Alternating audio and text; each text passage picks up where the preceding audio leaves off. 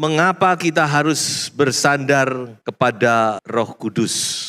1 Yohanes pasal 4 ayat yang keempat. Kamu berasal dari Allah, anak-anakku, dan kamu telah mengalahkan nabi-nabi palsu itu. Sebab roh yang ada di dalam kamu lebih besar daripada roh yang ada di dalam dunia. Hafal ayat ini. Jadi inilah alasan utama mengapa kita harus bersandar kepada Roh Kudus. Karena Roh Kudus itu lebih besar dari roh yang ada di dalam dunia dan juga lebih besar dari hal-hal yang lain. Nanti kita akan lihat bersama. Namun sebelumnya saya ingin kita sama-sama atau benar-benar yakin bahwa Roh Kudus itu ada di dalam kita. Ini penting. Kita harus percaya karena itu firman Tuhan. Sangat banyak ayat-ayat yang meneguhkan, mengatakan, mengulang bahwa Roh itu ada di dalam kamu. Roh Kudus itu di dalam kamu. Kita benar-benar harus percaya dan menyadari Roh Kudus itu diam di dalam saudara dan saya. Kalau masih ragu-ragu, saudara bisa baca Galatia pasal 4 ayat 6. Itu selalu menjadi pegangan saya. Galatia 4 ayat 6 berkata, karena kamu adalah anak, maka Allah memberikan roh anaknya ke dalam hatimu. Roma juga berkata, kalau orang tidak punya Roh Kudus, dia bukan anak Allah. Jadi satu yang membedakan kita orang percaya dengan orang yang bukan orang percaya adalah Roh Kudus. Kalau saya mau katakan dua golongan ini, hanya dua golongan ini yang Tuhan kenal. Ada Roh Kudus atau tidak ada Roh Kudus. Dan ini nanti akan menimbulkan perpisahan yang besar. Inti daripada kitab Kejadian itu adalah pemisahan. Dari awal Tuhan itu memisahkan. Memisahkan gelap dengan terang, memisahkan pagi dengan malam, memisahkan darat dengan laut. Terus terjadi perpisahan. Perpisahan dua keturunan Adam, keturunan Kain dan keturunan Set. Perpisahan. Dan nanti puncaknya di kitab Wahyu dipisahkan orang benar dan orang fasik. Dan puncak dari puncak nanti terjadi perpisahan yang kekal. Eternal separation. Makanya keberadaan Roh Kudus itu sangat penting. Jangan sampai itu hilang dari diri kita. Makanya Daud ketika dia berbuat dosa, dia minta ampun kepada Tuhan. Yang dia minta satu, jangan ambil rohmu dariku. Jadi kita harus yakin dan kita harus sadar bahwa dalam hidup kita orang percaya itu ada Roh Kudus. Dan Roh Kudus itu lebih besar dari segala-galanya. Kata lebih besar itu dipakai kata meizon dalam bahasa Yunani. Itu bisa berarti greater, bisa berarti greatest. Ada beberapa pemakaian diterjemahkan sebagai yang terbesar. Tapi dalam ayat ini dipakai kata lebih besar karena dipakai dari sisi perbandingan. Ada comparisonnya dari roh yang ada di dalam dunia. Kalau yang terbesar pasti karena Roh Kudus itu roh Allah. Mari kita melihat lebih jauh, lebih besar dari apa? Ada 3 hal. Yang pertama, sesuai dengan konteks ayat tadi, karena ayat tadi kaitannya dengan roh antikris sebenarnya, kalau saudara baca di dalam 1 Yohanes pasal 4 itu, dia bicara tentang roh yang ada di dalam dunia. Dan saya rasa kalau saya pakai roh-roh tidak salah. Roh yang ada di dalam dunia, tapi pusatnya tentu satu, yaitu Lucifer. Makanya jangan main-main. Gak ada yang namanya ilmu hitam, ilmu putih, gak ada. Semua roh di luar Roh Kudus itu pasti roh setan, roh iblis, roh jahat. Jangan main-main dengan roh iblis. Jangan main-main dengan Kwamia, Xuan Ming. Jangan main-main dengan apakah itu Xuan Ming ya, Kwamia, apakah itu kartu tarot, apakah itu horoskop, macam-macam bentuknya. Tapi saya mau katakan di belakang semuanya itu adalah roh Lucifer. Ya, anak Tuhan jangan sampai main-main di situ. Iblis itu saya sudah sampaikan bukan? Dia selalu berkeliling dikatakan mengaum-ngaum mencari kesempatan. Tapi kita tidak usah takut. Saudara pernah lihat nggak di Instagram? Ada anak kecil di kebun binatang, dia berdiri, lalu tiba-tiba di belakangnya ada singa. Langsung singa itu nganclap. Tapi nggak bisa karena apa? Ada kacanya. Ya. Makanya jangan main-main. Jangan kasih celah. Jadi yang pertama dikatakan kita ini diperhadapkan kepada pekerjaan roh jahat. Rulers, authorities, powers of this dark world, spiritual forces of evil. Pemerintah, otoritas, otoritas,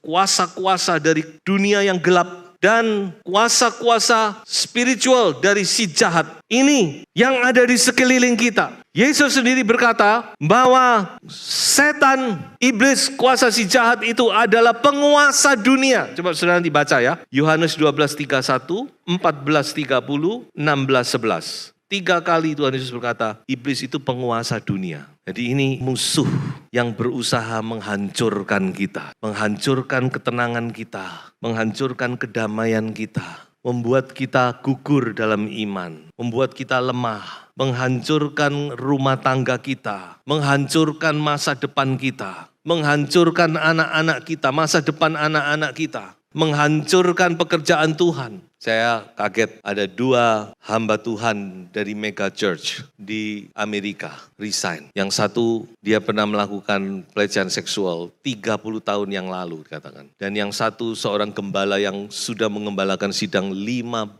tahun harus resign, harus meletakkan jabatannya. Tidak main-main, kerjaan kuasa kegelapan ini kita memang tidak perlu takut. Kita dipagari oleh kasih karunia Allah, tapi kita jangan kasih kesempatan. Makanya Petrus kan berkata, waspadalah dan berjaga-jagalah. Dan itu salah satu tugas istri. Bukannya saya nggak fair kalau ngomong kejatuhan suami itu hanya karena istri, tidak. Itu juga tanggung jawab pribadi. Tapi seorang istri itu dikatakan penolong suami. Seorang istri itu penolong. Penolong untuk apa? Penolong supaya salah satunya ini ya. Penolong supaya suami jangan jatuh dalam dosa. Terutama dosa perzinahan. Seorang istri harus menolong suami. Karena suami itu lemah. Dalam sisi ini harus diakui. Kelemahan suami itu di sini, di dagingnya. Kalau kelemahan seorang wanita di emosinya, emotional. Tapi seorang pria itu lemah di dalam dagingnya. Maka seorang istri harus menolong, mengawasi, mendampingi. Gitu. Kalau didampingi, istri kan aman pria itu. Kak Wani, yang macam-macam itu tadi, tidak berani deket-deket.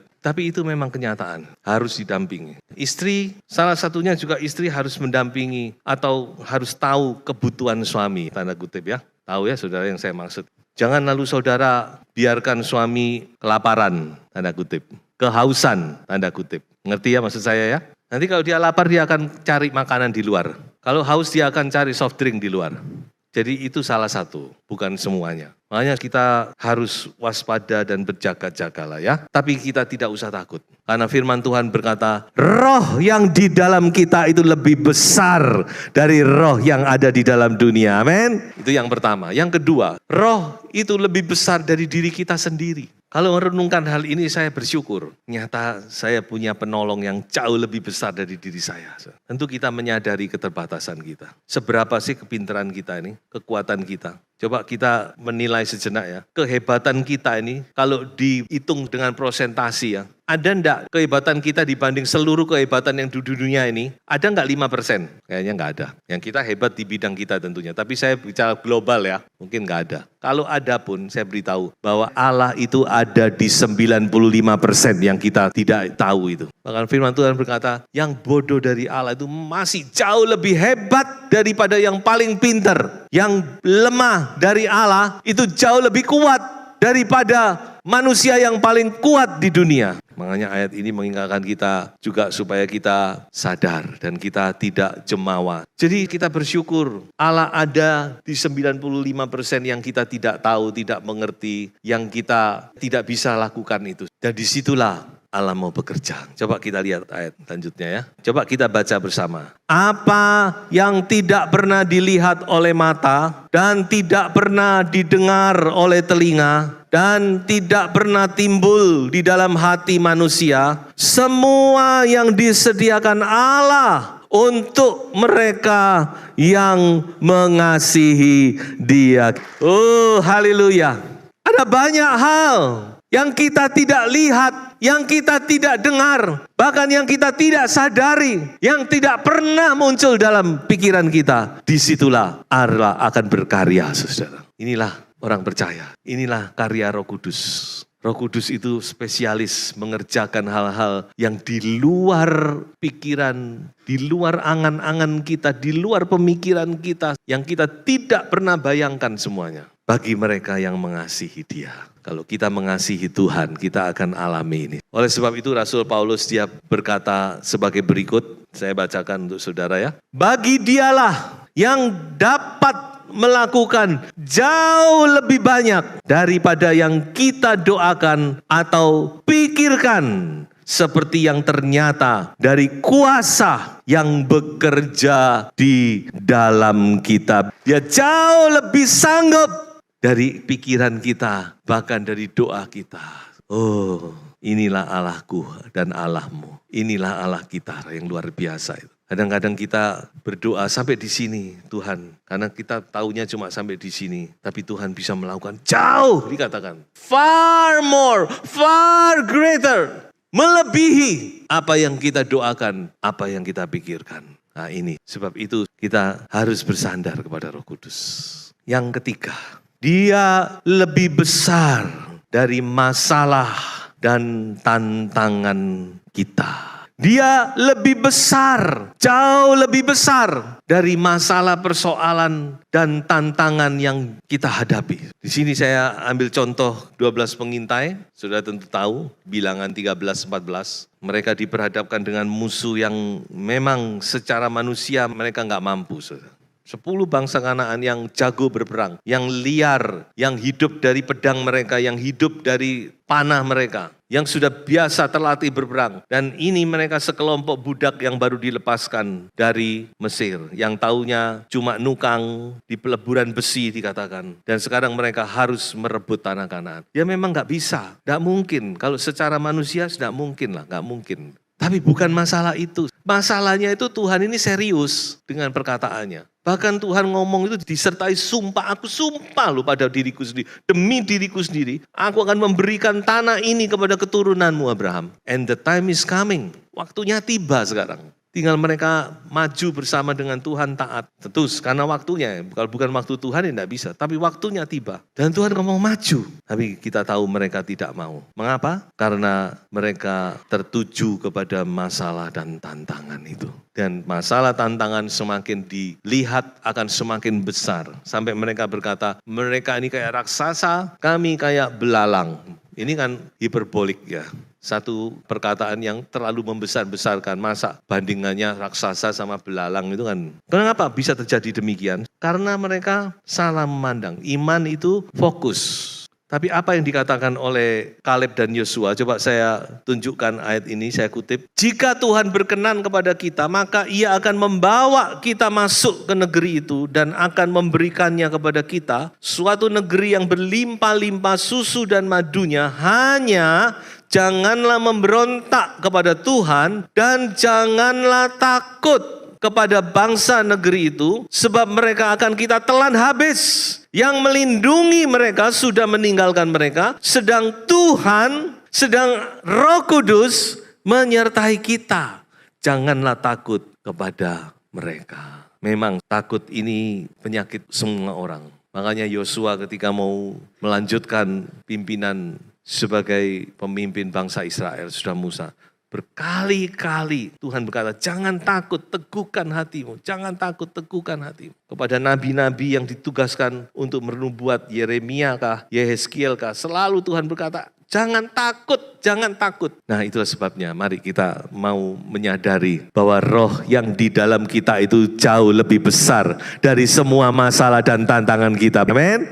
Haleluya. Saudara datang dengan masalah persoalan, mari tujukan pandanganmu kepada Allah yang besar itu. Roh Kudus yang menyertai kita. Roh Kudus yang di dalam kita. Baik, dengan singkat saya akan mengakhiri dengan hal berikut ini, yaitu langkah-langkah bersandar kepada Roh Kudus. Yang pertama, kita harus bersandar kepada Roh Kudus, bukan? Langkah pertama, yaitu kita harus percaya dan pegang firman Tuhan. Ingat, Roh Kudus tidak akan bekerja melawan firman. Tapi Roh Kudus akan bekerja meneguhkan firman. Karena firman itu adalah ilham dari Roh Kudus. Roh Kudus yang mengilhami penulis-penulis Alkitab untuk menulis firman Tuhan. Makanya tidak mungkin Roh Kudus akan melawan perkataannya sendiri, tulisannya sendiri. Makanya kita harus pegang firman Tuhan. Firman yang mana? Rema yang Tuhan beri. Makanya kita harus baca firman Tuhan. Cari rema itu, berdoa. Atau mendengar firman. Saudara bisa mendapat rema itu dari pendengaran. Dari saudara mendengar firman. Pegang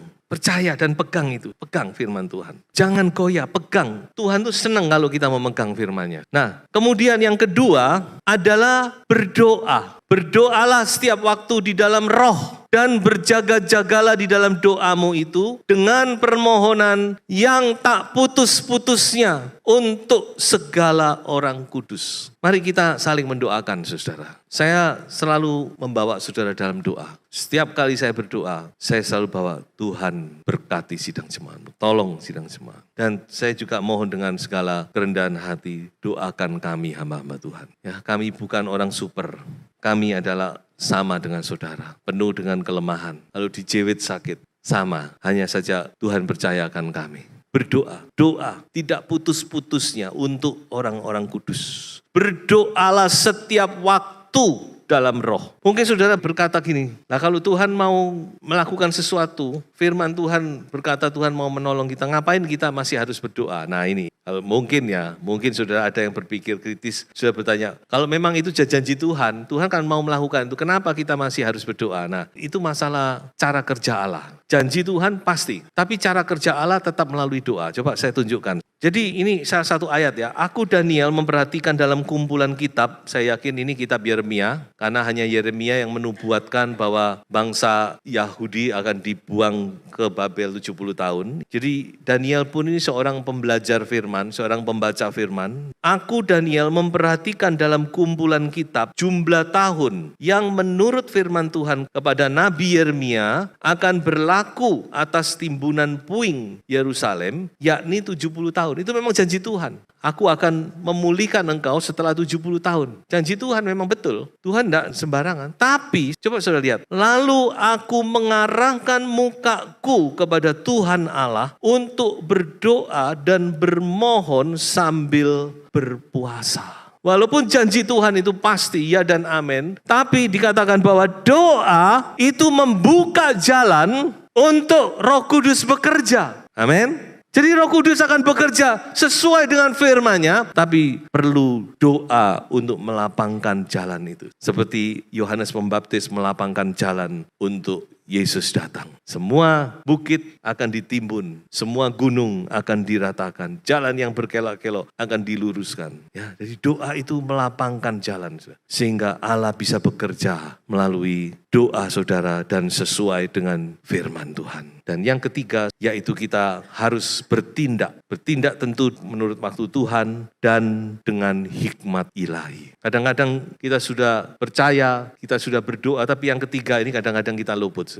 Karena ada dua macam hikmat. Kalau saudara membaca di dalam Yakobus pasal 3, ada hikmat dari dunia, ada hikmat dari atas dikatakan. Hikmat ilahi. Dan dua-duanya outcome-nya nggak sama, hasilnya nggak sama. Dan hikmat ilahi, ini sudah saya tulis di sini, dan saya katakan ini adalah 9 buah hikmat. Kita mengenal ada 9 buah roh, bukan? Tapi kita belum tahu bahwa ada 9 buah hikmat, bukan? Hikmat yang dari atas, katakan pertama-tama murni, bersih, clean, pendamai, peramah, penurut, penuh belas kasihan, penuh buah-buah yang baik, tidak memihak, tidak munafik, dan yang terakhir adalah terdiri dari kebenaran. Jadi saudara-saudara, secara singkat inilah hikmat ilahi. Kita minta kepada Roh Kudus, tetap kita bersandar kepada Roh Kudus untuk kita bertindak sesuai dengan hikmat Roh Kudus. Jadi sebagai kesimpulan khotbah, bersandarlah kepada Dia yang lebih besar yang ada di dalam saudara dan saya. Tuhan Yesus memberkati, haleluya.